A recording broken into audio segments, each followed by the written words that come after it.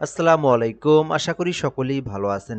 সুপ্রিয় চাকরি প্রত্যাশী ভাই ও বোনেরা, বাংলাদেশ ব্যাংকে এখনো যারা আবেদন করেননি, আজকের ভিডিওটা তাদের জন্য।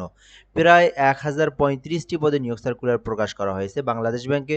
চলমান নিয়োগ সার্কুলারের মধ্যে সবথেকে বড় নিয়োগ সার্কুলার এটি, যেখানে ১৩৩৫টি পদের রয়েছে। অফিসার ক্যাশ পদে নিয়োগ দেওয়া হবে। আজকের এই ভিডিওটির মাধ্যমে আমি আপনাদেরকে এই নিয়োগ সার্কুলার নিয়ে বিস্তারিত তথ্যগুলো জানাবো। এখানে আবেদনের জন্য পদের সংখ্যা, তারপরে জব আইডি, পদের নাম, বেতন স্কেল, কত টাকা আপনার বেতন হবে এবং শিক্ষাগত যোগ্যতা।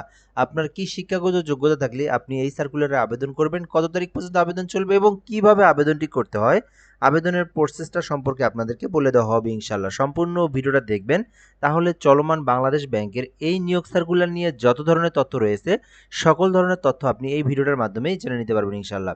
আরেকটা গুরুত্বপূর্ণ বিষয় বলে রাখি, ভিডিওটা শুরু করার আগে এটা আপনাদেরকে জানানো উচিত, যারা আমাদের ভিডিওটা ফেসবুকের মাধ্যমে দেখতেছেন, জব প্লাস বিডি আমাদের ফেসবুক পেজের নাম। যদি আপনি এই পেজে নতুন হয়ে থাকেন, ফলো করা যদি না থাকে, পেজটি ফলো করে রাখবেন। আর যদি আপনি আমাদের এই ইউটিউব চ্যানেলে দেখে থাকেন, এম আর রায়হান হাসান এই চ্যানেলে যদি সাবস্ক্রাইব করা না থাকে, সাবস্ক্রাইব করে বেল আইকনটা বাজিয়ে রাখবেন। তাহলে কি হবে, বাংলাদেশের যত সরকারি নিয়োগ সার্কুলার রয়েছে এই চ্যানেলের মাধ্যমে আপনি জানবেন। যে কোনো জায়গা থেকে দেখেন, ফেসবুক অথবা ইউটিউব, আমাদের সঙ্গে যুক্ত থাকবেন, তাহলে আপনি সরকারি সকল নিয়োগ সার্কুলার জেনে নিতে পারবেন।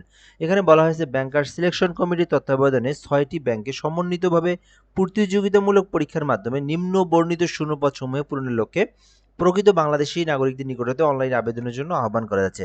তো আপনাদেরকে এই বিষয়টা একটু বলে রাখি, এটা মূলত এখানে কি বলা হয়েছে দেখেন। এখানে বলা হয়েছে যে ৬টি ব্যাংক, বাংলাদেশ ব্যাংকের আওতাধীন যে ব্যাংকগুলো রয়েছে সেই ব্যাংকগুলোতে শূন্যপদ পূরণের লক্ষ্যে কিন্তু নিয়োগ সার্কুলারটি প্রকাশ করা হয়েছে এবং বলা হয়েছে বাংলাদেশের প্রকৃত নাগরিক, মানে বাংলাদেশের ৬৪ জেলার যে কোনো জেলার যে কোনো প্রার্থী আবেদন করতে পারবেন। অনলাইনের মাধ্যমে কিন্তু এই আবেদনটি করতে হবে।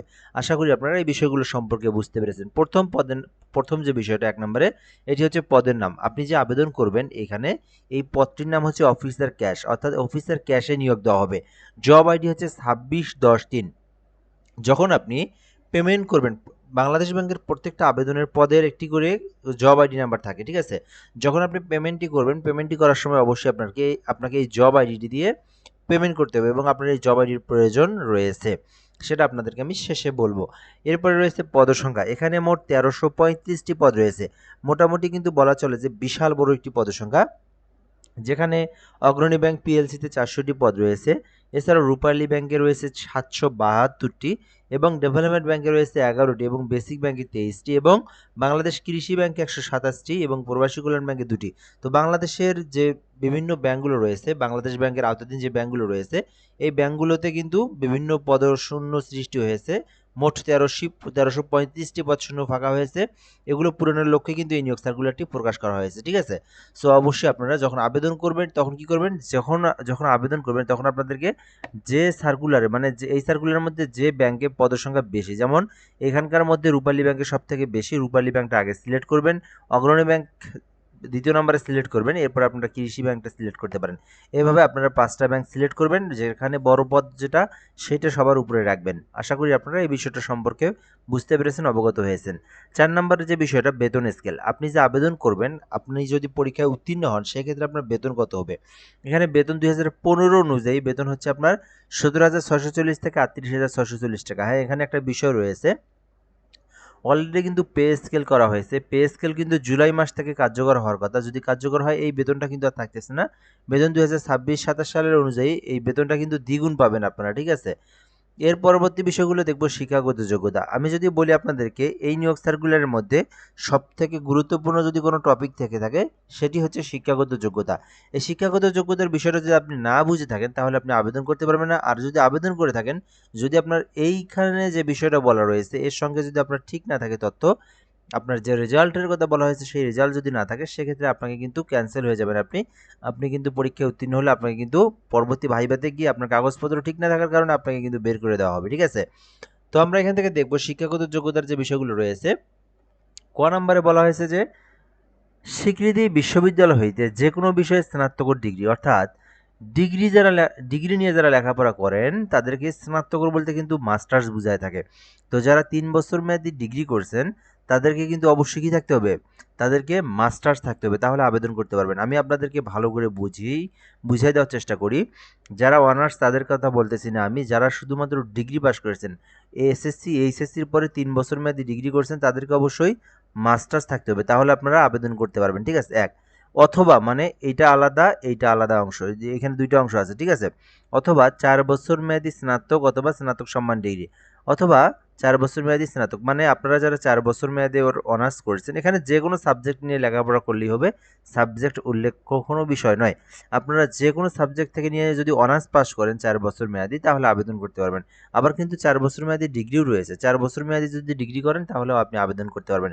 এক কথায় অনার্স ডিগ্রি পাশে আবেদন করা যাবে, আর 3 বছরের ডিগ্রি যারা, শুধুমাত্র তাদেরকে মাস্টার্স থাকলে আবেদন করতে পারবেন। আশা করি এই বিষয়টা সম্পর্কে বুঝতে পেরেছেন। দ্বিতীয় বিষয়গুলো বলা হয়েছে এখানে, মাধ্যমিক স্কুল সার্টিফিকেট, অনার্সের ক্ষেত্রে রেজাল্টিং যে গ্রেডিং পদ্ধতি যেটা, সেটার কথা বলা হয়েছে এখানে। তো বাংলাদেশ ব্যাংকের আবেদনের একটা বিষয় দেখবেন, রেজাল্টটা কিন্তু অবশ্যই ফার্স্ট ক্লাস অথবা সেকেন্ড ক্লাস থাকতে হয়। থার্ড ক্লাস রেজাল্ট যদি কারো থাকে সেক্ষেত্রে কিন্তু সে আবেদন করতে পারবে না। তো এখন আমরা দেখব রেজাল্টের কম্বিনেশন, যেখানে বলা হয়েছে এসএসসি এবং সমমান এইচএসসি পরীক্ষার ফলাফলের ক্ষেত্রে, যেমন আমরা এসএসসি এইচএসসি 5 পয়েন্টের মধ্যে পরীক্ষা হয়, এখানে কিন্তু 3 পয়েন্টের উপরে বলা হয় প্রথম বিভাগ, এবং 2 পয়েন্টের উপর থেকে 3 পয়েন্টকে বলা হয় দ্বিতীয় বিভাগ। ঠিক আছে। আর অনার্সের ক্ষেত্রে 3 পয়েন্টের উপরে যাদের রেজাল্ট তাদেরকে বলা হয় প্রথম বিভাগ, 2.25 থেকে যাদেরকে বলা হয় দ্বিতীয় বিভাগ। এখন বিষয় হচ্ছে, এখানে আবেদন করতে যদি চান আপনি, সেক্ষেত্রে আপনার আবেদন যখন করবেন আপনাদেরকে শিক্ষাগত যোগ্যতা তথ্য কি পূরণ করতে হবে, যেমন প্রথমে এসএসসি তথ্য পূরণ করতে হবে, এরপরে কিন্তু আপনাকে এইচএসসি অনার্স ডিগ্রি, মানে আপনাদেরকে আমি বিষয়টা আরেকটু সুন্দর করে বলি। আপনি যদি আবেদন করে থাকেন সেক্ষেত্রে আপনাকে কিন্তু প্রথমে এসএসসির তথ্যটা দিতে হবে, এরপরে এইচএসসি, এরপরে কিন্তু অনার্স। ঠিক আছে, আপনি মনে করেন অনার্স পাশে আবেদন করবেন, এসএসসি এইচএসসি অনার্স 3টা তথ্য দিতে হবে। এখন আপনার রেজাল্টটা এখানে যদি 3টাতেই ফার্স্ট ক্লাস থাকে, যেমন আপনার এসএসসি এইচএসসি 3 পয়েন্টের উপরে, আবার অনার্সের ক্ষেত্রে 2.25 এর উপরে, তাহলে তো আপনার কোনো কথাই নেই, সব কিছুই ঠিক আছে। মানে আপনার এক কথায় দুইটার মধ্যে ফার্স্ট ক্লাস, মনে করেন এসএসসি এইচএসসি যে 3 পয়েন্টের উপরে রেজাল্ট আপনার, আপনি তাহলে এসএসসি এইচএসসি ঠিক আছেন, মানে এসএসসি এইচএসসি যে 3 পয়েন্টের উপরে ঠিক আছেন। আর অনার্সের ক্ষেত্রে মিনিমাম 2.25 এর উপরে থাকলেই আপনি আবেদন করতে পারবেন। ঠিক আছে, এইরকম যাদের রেজাল্ট তারা আবেদন করতে পারবেন। এক কথায় থার্ড ক্লাস রেজাল্ট থাকলে আবেদন করা যাবে না। তো আশা করি আপনারা এই বিষয়টা সম্পর্কে বুঝতে পেরেছেন। এখন আমরা দেখব এই নিয়োগ সার্কুলারের আবেদন সংক্রান্ত কিছু তথ্য। আবেদন করতে আপনার বয়স থাকতে হবে 21 থেকে 32 বছর পর্যন্ত, তাহলে আপনি এই আবেদনটি করতে পারবেন। এর পরবর্তী বিষয়গুলো দেখব আমরা, আবেদনের যে বিষয়। সো এখানে যারা নিজেরা অ্যাপ্লিকেশন করতে পারেন তাদেরকে কি করতে হবে, এই যে এখানে একটা লিঙ্ক দেখতে পারতেছেন, এই লিঙ্কে প্রবেশ করে আবেদনটি করতে হবে। সো এখানে একটু জুম করে দেখাই, আপনারা যে কোনো ব্রাউজারে গিয়ে ই রিকোয়ারমেন্ট বিবিওআরজি, আমি যদি আপনাদেরকে একটু দেখাই সংক্ষিপ্ত করে, ই-রিকোয়ারমেন্ট বিবিওআরজি জাস্ট লেখার পরে এখানে আপনি অনলাইন অ্যাপ্লিকেশনে ক্লিক করবেন। সো ক্লিক করার পর দেখতে পাচ্ছেন অনেকগুলো পদসংখ্যা রয়েছে, যেখানে একটি সার্কুলার রয়েছে 69টি, এবং আপনি কিন্তু দেখতে পাচ্ছেন ভিউ সার্কুলার, এখান থেকে সার্কুলারটা দেখতে পারেন। এখানে আপনারা কি করবেন, 1335টি পদের সার্কুলারে অনলাইন অ্যাপ্লিকেশনের উপর ক্লিক করে দেবেন। এরপরে আপনার এখানে রেজিস্ট্রেশন যদি আগে থেকে করা থাকে, পাসওয়ার্ড বসাই দিয়ে আপনারা আবেদন করতে পারেন। আর যদি না থেকে থাকে সেক্ষেত্রে রেজিস্ট্রেশন নাও এইখানে ক্লিক করে আপনাকে কিন্তু সিভি তৈরি করে আপনার পার্সোনাল তথ্য, এডুকেশনাল কোয়ালিফিকেশন এবং আপনার ছবি স্বাক্ষর, এগুলো দিয়ে আপনার আবেদনটা সম্পূর্ণ করতে হবে। এবং আবেদনটা সম্পূর্ণ করার পর আপনাদেরকে কীভাবে কী করবেন আমি আপনাদেরকে বলে দেখি। তো এটাতে পূরণ করবেন, আপনাদেরকে ছবি স্বাক্ষর দেওয়ার পরে আপনার যখন আবেদনটা হবে, পরবর্তী পেজে যাওয়ার পরে কিন্তু আপনাদেরকে সিবি আইডি নাম্বার দেওয়া হবে একটা, এবং এই জব আইডি, এই যে জব আইডি নাম্বার যেটা, এটা কিন্তু এখানে দেওয়াই রয়েছে 26/10/3, এই দুইটা দিয়ে কিন্তু আপনার সরকারি পেমেন্ট ফি যেটা, এটা দিতে হবে। তো কত টাকা দিতে হবে, 200 টাকা। এটা আপনারা কীভাবে দেবেন, রকেটের মাধ্যমে দেবেন। রকেট অ্যাপসের মধ্যে ক্লিক করে 499, এখানে একটা কোড দেখতে পারবেন,